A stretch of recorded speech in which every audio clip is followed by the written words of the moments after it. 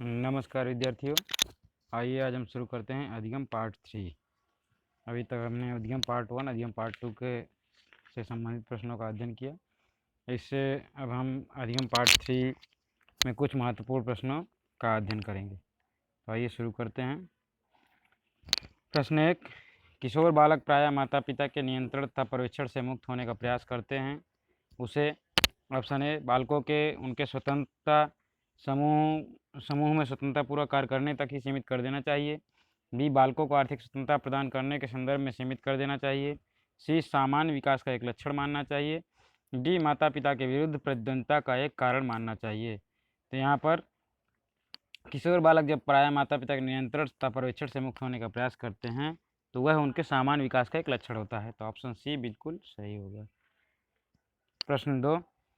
College स्तर पर जिन खेल कूदों पर जोर दिया जाता है वे हैं। ऑप्शन ए प्रतिस्पर्धात्मक खेलकूद प्रतियोगिताएं, बी अंतर विश्वविद्यालय प्रतियोगिताएं, सी अंतर कॉलेजीय प्रतियोगिताएं, डी सामाजिक खेलकूद प्रतियोगिताएं।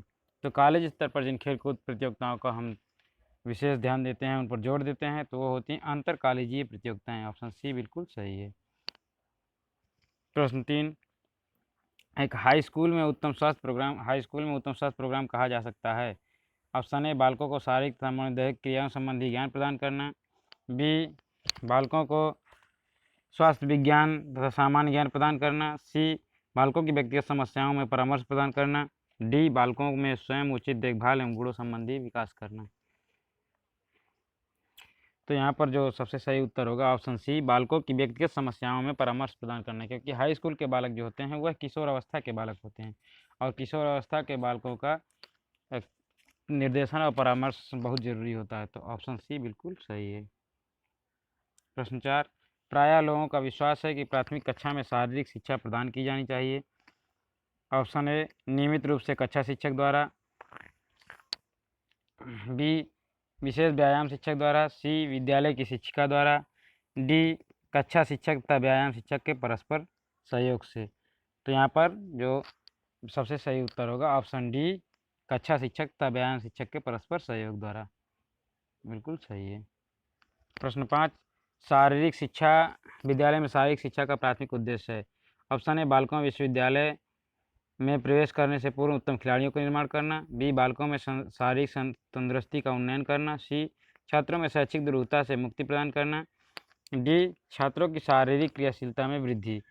तो जो विद्यालय में शारीरिक शिक्षा का प्राथमिक उद्देश्य जो माना जाता है वह है ऑप्शन बी बालकों में शारीरिक तंदुरुस्ती का उन्नयन करना। जिसके शरीर तंदुरुस्त होगा उससे बालक अच्छा विकास करेगा और उसका मानसिक विकास भी अच्छा होगा। प्रश्न 6। संवेग का तात्पर्य है। ऑप्शन ए बालक का विशेष दिशा में दिया गया प्रत्युत्तर, बी बालक की संवेगात्मक अनुक्रिया, सी बालक को उद्दीप्त अवस्था जो उद्दीपन के संदर्भ में अनुक्रिया द्वारा व्यक्त की गई हो, डी असंगठित व्यवहार। तो संवेग का जो तात्पर्य होता है वह है ऑप्शन सी बालक को उद्दीप्त अवस्था में जो किसी उद्दीपन के संबंध में अनुक्रिया द्वारा व्यक्त की गई हो। बिल्कुल सही है। प्रश्न 7। प्रतिस्पर्धात्मक खेलकूद प्रतियोगिताओं द्वारा जिस उद्देश्य की प्राप्ति होनी है वह है।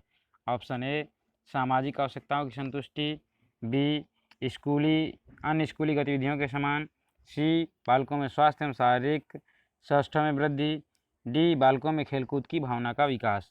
तो प्रतिस्पर्धात्मक खेलकूद प्रतियोगिताओं का जो उद्देश्य होता है वह होता है ऑप्शन बी अन्य स्कूली गतिविधियों के समान। जैसे हम स्कूल में अन्य गतिविधियां शामिल करते हैं उसी प्रकार से खेलकूद से संबंधित प्रतिस्पर्धात्मक प्रतियोगिताएं आयोजित करते हैं। तो ऑप्शन बी बिल्कुल सही है। प्रश्न 8। निम्नलिखित में से कौन सा कथन किशोरावस्था के बालकों की भीड़ का प्रतिनिधित्व करता है बजाय बाल्यावस्था के खेल समूह के। ऑप्शन ए बालकों के समूह में सामाजिक आर्थिक स्तर संबंधी विभिन्नताओं को मान्यता प्रदान नहीं की जाती, बी बालकों के मध्य लैंगिक दरार पाई जाती है, सी बालकों में भौगोलिक निकटता के दर्शन होते हैं, डी बालकों के समूह में समूह भक्ति के दर्शन होते हैं। तो यहाँ पर ऑप्शन डी बिल्कुल सही है, बालकों के समूह में समूह भक्ति के दर्शन होते हैं। ये बाल अवस्था खेल के अतिरिक्त किशोरावस्था के बालकों की भीड़ का प्रतिनिधित्व करता है। ऑप्शन डी बिल्कुल सही है। प्रश्न 9। एक ऐसा अध्यापक जिसकी कक्षा में हकलाने वाला बालक पढ़ता है उसमें निम्न गुण होना चाहिए। ऑप्शन ए, शिक्षा बालक को हकलाने पर उचित शब्द पूर्व ही उच्चारित करने में मदद करे, अर्थात शिक्षक उस छात्र को कक्षा की सभी मौखिक प्रतिस्पर्धाओं में भाग लेने के लिए प्रोत्साहित करे। बी, सी, छात्रों के समक्ष विशिष्ट परिस्थितियों का निर्माण करे जिससे बालकों में स्वयोग्यता का विकास हो सके। डी, अन्य छात्रों को यथायोग्य मदद करने के लिए प्रेरित करे। तो ऑप्शन सी बिल्कुल सही होगा, छात्रों के समक्ष विशिष्ट परिस्थितियों का निर्माण करे जिससे बालकों में स्वयोग्यता का विकास हो सके, क्योंकि हकलाने वाले बालक के समक्ष ऐसी परिस्थिति निर्माण की जानी चाहिए जिससे वह स्वयं बोल सके, स्वयं अपनी बात कह सके। प्रश्न 10, गामक क्रियाओं में पूर्व किशोरावस्था में जो लैंगिक विभेद दृष्टिगोचर होते हैं वह हैं। ऑप्शन ए, उनकी परिपक्वता से, बी, अंतःस्रावी ग्रंथियों के स्तमन से, सी, वातावरणीय संबंधी अवसरों से, डी, सांस्कृतिक दबाव संबंधी। तो गामक क्रियाओं में पूर्व किशोरावस्था में लैंगिक विभेद दृष्टिगोचर होते हैं वह हैं जो सांस्कृतिक दबाव संबंधी। ऑप्शन डी बिल्कुल सही है। प्रश्न 11, प्रगति की प्रक्रिया को अधिगम कहते हैं यह कथन है। ऑप्शन ए, गेट्स एवं अन्य का, बी, फ्रीमैन का, सी, वुडवर्थ का, डी, बर्न का। तो प्रगति की प्रक्रिया को अधिगम कहते हैं यह कथन दिया है गेट्स एवं अन्य ने। ऑप्शन ए बिल्कुल सही है। प्रश्न 12, एक बालक एक कुत्ते को डंडे से मारकर भगा देता है। अब जब भी वह कुत्ता बालक को देखता है तो तुरंत भाग जाता है। कुत्ते की यह सीखने की क्रिया किस प्रकार की है। ऑप्शन ए, अनुकरण प्रवृत्ति द्वारा सीखना, बी, संबंध सहज क्रिया द्वारा सीखना, सी, सूझ क्रिया द्वारा सीखना, डी, प्रयास एवं त्रुटि द्वारा सीखना। तो जब एक बालक डंडे मारकर कुत्ते को भगा देता है तो कुत्ता जब बालक को देखता है तो तुरंत भाग जाता है। तो इसमें कुत्ते द्वारा सीखी गई प्रतिक्रिया को जो कहा जाता है वह है संबंध सहज क्रिया द्वारा सीखना, अर्थात डंडे से उसने भय का संबंध स्थापित कर लिया। ऑप्शन बी बिल्कुल सही है। इस स्थिति में पावलोव का अनुकूलित अनुक्रिया संबंधित सिद्धांत भी प्रयोग में आ सकता है, उससे संबंधित भी है। प्रश्न 13, प्रबलन सिद्धांत किस मनोवैज्ञानिक से संबंधित है।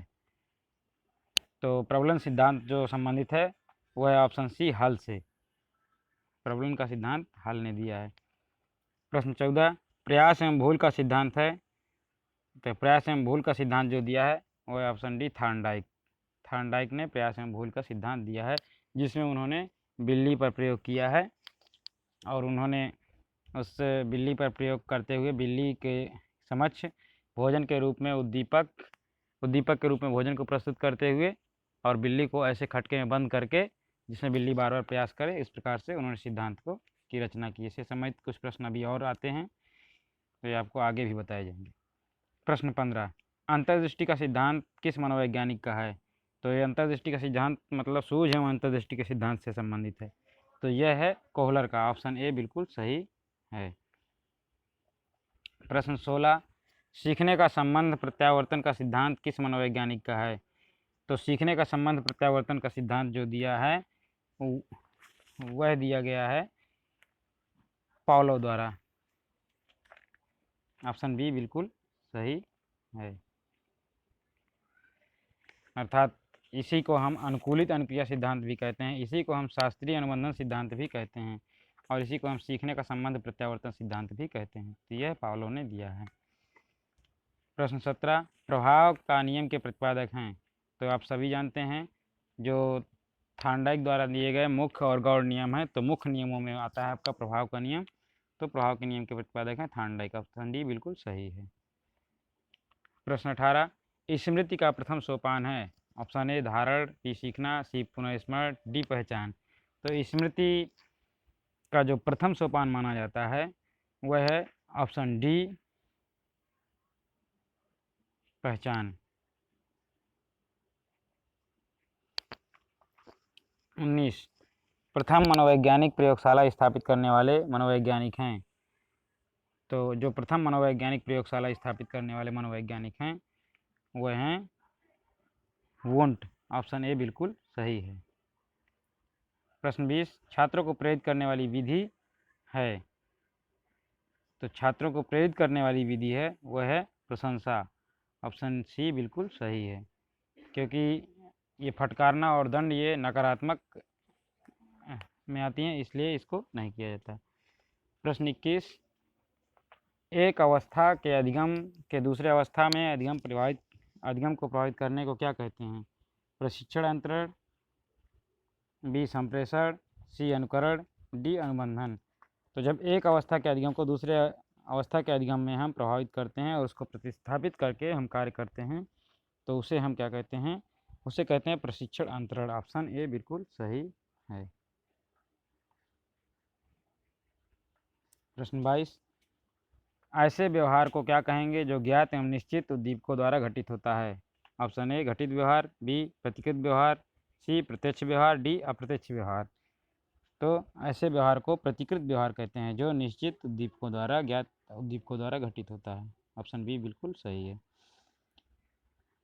प्रश्न नंबर 23, अंतर्दृष्टि कैसे होती है?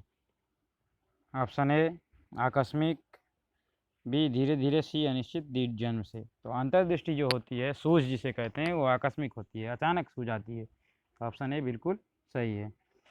सीखने का अंतर्दृष्टि सिद्धांत किसकी देन है? तो देखिए यहाँ पर मनोवैज्ञानिक का नाम नहीं दिया, इसमें मनोवैज्ञानिक से संबंधित क्षेत्र का नाम दिया है।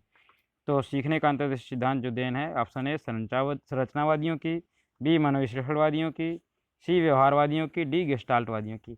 सीखने का अंतर्दृष्टि सिद्धांत के जो प्रतिपादक हैं वो कोहलर हैं, और कोहलर क्या थे? गेस्टाल्टवादी। तो ऑप्शन डी बिल्कुल सही है।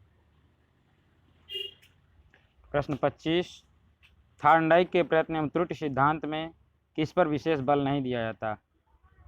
ऑप्शन ए प्रेरणा, बी अभ्यास, सी समझ, डी भूल। तो थार्नडाइक का जो सिद्धांत है उसमें किस पर बल नहीं दिया जाता? तो ऑप्शन सी समझ पर बल नहीं दिया जाता, बिल्कुल सही है, क्योंकि प्रेरणा और अभ्यास और भूल पर बहुत बल दिया जाता है। प्रश्न 26, अधिगम का संपोषक सिद्धांत किसने दिया? तो अधिगम का संपोषक सिद्धांत प्रस्तुत करने वाले हैं सी एल हल, क्लार्क एल हल। ऑप्शन ए बिल्कुल सही है। प्रश्न 27, अधिगम की सामग्री कम होने पर कौन सी अधिगम प्रणाली उपयोगी है? तो यहाँ पर अधिगम की सामग्री कम होने पर कौन सी अधिगम प्रणाली उपयोगी है और अधिक होने पर कौन सी उपयोगी, ये सब हम इसमें बता देंगे आपको। तो अधिगम की जो सामग्री है कम होने पर जो अधिगम प्रणाली उपयोगी होती है वह होती है ऑप्शन ए समग्र विधि। ऑप्शन ए बिल्कुल सही है। और जो अधिगम की सामग्री जहाँ ज़्यादा होती है वहाँ पर अधिगम प्रणाली का उपयोग करते हैं खंड विधि का। और जहाँ पर अधिगम की सामग्री हमारी वृहद और विस्तृत होती है जिसमें हमें प्रयोग करते हैं व्याख्या विधि का। और जहाँ पर हमारी अधिगम प्रणाली व्यवस्थित और निश्चित होती है तो वहाँ पर हम प्रश्नोत्तर विधि का प्रयोग करते हैं। ऐसे 4 प्रश्न आपके क्लियर हो गए। प्रश्न 28, किस अधिगम प्रणाली में मानव मस्तिष्क का सबसे अधिक प्रयोग होता है? ऑप्शन ए क्लासिकल अनुबंधन, बी क्रिया प्रसूत अनुबंधन, सी अंतर्दृष्टि सिद्धांत, डी इनमें से कोई नहीं। तो किस अधिगम प्रणाली में मानव मस्तिष्क का सबसे अधिक प्रयोग होता है? तो वह है ऑप्शन सी अंतर्दृष्टि सिद्धांत, बिल्कुल सही है।